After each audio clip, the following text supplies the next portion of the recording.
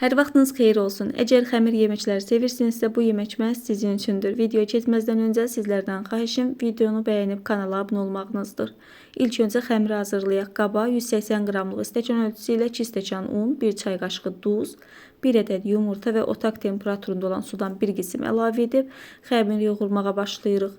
Xəmir nə çox sərt, nə də yumşaq xəmir deyil, orta yumşaqlıqda bir xəmir olmalıdır. Lazım gəldikdə az-az su əlavə edərək xəmiri yoğurduq. Belə bir hamar, gözəl xəmir alındı. Xəmirin üzərinə paket salıb otaq temperaturunda gözlədirik. 1 ədəd böyük boy soğanı xırda-xırda doğrayırıq. Əgər sizdə soğan kiçikdirsə 2 ədəd istifadə edə bilərsiniz. 1 ədəd böyük boy kökü də xırda-xırda doğrayırıq. 1 ədəd böyük boy soğan, 1 ədəd böyük boy kökdən istifadə etsəm də yenə də az gəldi. Sizlər ərzaqların miqdarını bir qədər artıra bilərsiniz. Tavaya duru yağ, ardından soğanı əlavə edib soğanı təxminən 4-5 dəqiqə qovururuq. Soğan bir qədər yumşadıqdan sonra üzərinə kök, zövqə görə duz, qara istiot əlavə edib qarışdırırıq. Siz istədiyiniz ədviyyatlardan əlavə edə bilərsiniz. Cürotda deyil, vamodda soğanla kökün birlikdə bişməsini gözləyirik. Kök və soğan birlikdə qovrulub hazır olsun, bizə digər ərzaqları hazırlayaq. 500 qram yağsız dana ətini çox da kiçik olmayacaq şəkildə kub-kub doğrayırıq.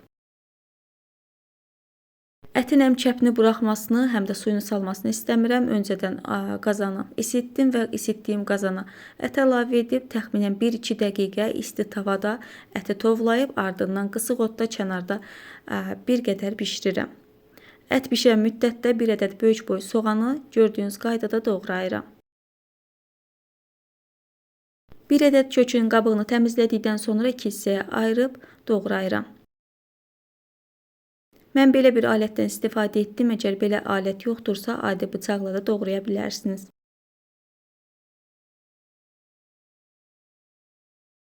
Yeməkdə 5 ədəd orta boy kartofdan da istifadə edirəm.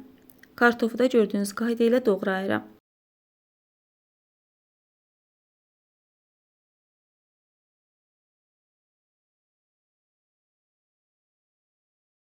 Ətin üzərindən soğan, yağ əlavə etdikdən sonra bir dəfə qarışdırırıq.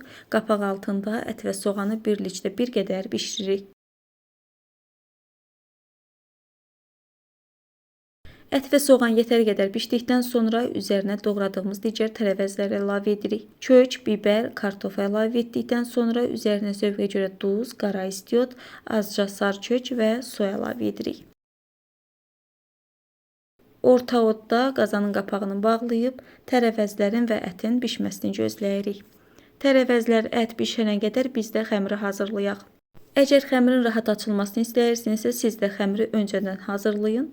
Xəmir nə qədər gözləyərsə, o qədər rahat açılar. Masanın üzərinə bir qədər un əlavə edib, xəmiri masanın üzərinə yerləşdirib, üzərinə daha bir qədər un əlavə edib, gördüyünüz qayda ilə açmağa başlayırıq. Çox incə olmayan yux açmalıyıq. Bu arada istifadə etdiyim ərzaqların miqdarını videonun açıqlama hissəsində də qeyd etdim. Buyurub baxa bilərsiniz. Xəmiri yetər qədər açdıqdan sonra öncədən hazırladığımız soğan və kök qarışımını xəmirin üzərinə əlavə edib hər tərəfə bərabər yayırıq. Məndə bir qədər içlik məncə az gəldi. Onun üçün də kənarlardan xəmiri bir qədər çıxartdım. Yaxşı olar ki, siz 2 ədəd kök və 2 ədəd soğandan istifadə edəsiniz. O zaman içlik tam gələr. Və gördüyünüz qayda ilə qatlayırıq.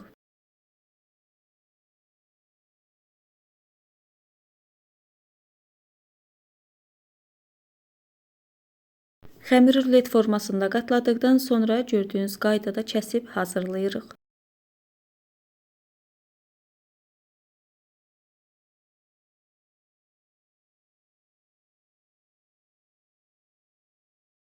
Yeməyi bir dəfə qarışdırırıq. Ət və kartof yetər qədər bişibsə, artıq üzərindən hazırlamış olduğumuz, belə desək, xəmiri yerləşdiririk. Yəni üzərinə su çıxmağa ehtiyac yoxdur. Yeməyin parında 30 dəqiqəyə bişib hazır olacaq.